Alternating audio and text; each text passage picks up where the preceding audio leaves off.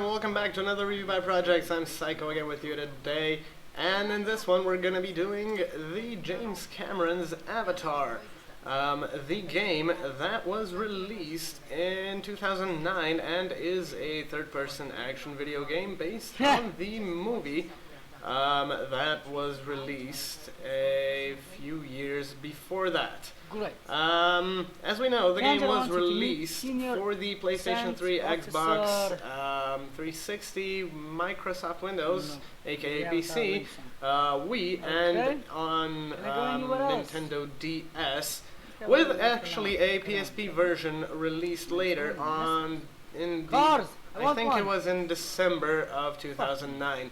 The game itself uses the same technology that was used in the movie, the stereoscopic 3D, which makes it pretty amazing. Shut up! And the sales of the game are there to tell it, with nearly 3 million copies sold worldwide. So, as far as the story of the game goes, the game actually is a prequel to the movie and is set in 2152, 2 years before the events of the movie. The characters pretty much stay the same, and you follow the stories of both the races, actually. I got a tattoo on my You head. can pick, in the beginning, if you are going to play as the human race or the Navi, and pretty much the missions pretty much involve going around the base and taking care of animals and everything that is invading it, and pretty much giving you a kind of, what should we call it, a look into what is going to be happening in the movie afterwards. What's this? I'm gonna finish with the story here, actually, because because I don't want to spoil it too much for you. If you watch the movie, which you probably have, since it was a great hit, and is one of the pretty much the best movies that have ever been made up until now. How is that even possible?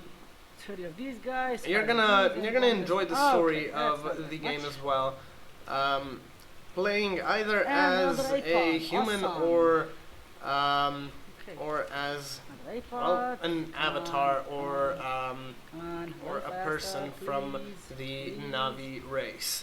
So, as far as the gameplay goes, as you can see, it is a third-person shooter-style game, and at first, when you get into the game, you are pretty much allowed to choose choose your appearance from a set of predefined faces. So you can create your own character, but you can pretty much you get a good choice of different characters which you can play as. As a soldier, pretty much you're equipped with guns, assault rifles, shotguns, flamethrowers, things like that. And you usually have to eliminate enemies which are fast, resilient, and will be charging at you. That's kind of a thing in this game, that the enemies are usually charging at you full-based. But as an avatar, you are limited to only one machine gun and the primitive weapons of the Navi race, such as bows, crossbows, melee weapons, things like that. And as an avatar, you are the one that has to pretty much charge the enemies, since they are weak, since their weapons are weak and have a slow rate of fire because they are pretty primitive, or you actually have limited ammunition, which is pretty much basically a different play style from a completely different play style from the human soldier perspective. So yeah. As far as the game goes, it's a pretty amazing game and a great prequel to the movie. So, if you guys enjoyed the movie, you're gonna enjoy the game as well, especially if you like shooter games with a bit of exploring and a lot of story. The only thing that's kind of missing in the game are save points. Because the game pretty much saves your progress automatically, and you have, what should we call it? You don't have a save game option throughout the game, so it's pretty much going from one checkpoint to another, where the game saves automatically. But dying in this game is pretty much not a big problem, because you can carry up to 5 revives, or yeah, we can call them revives at a time.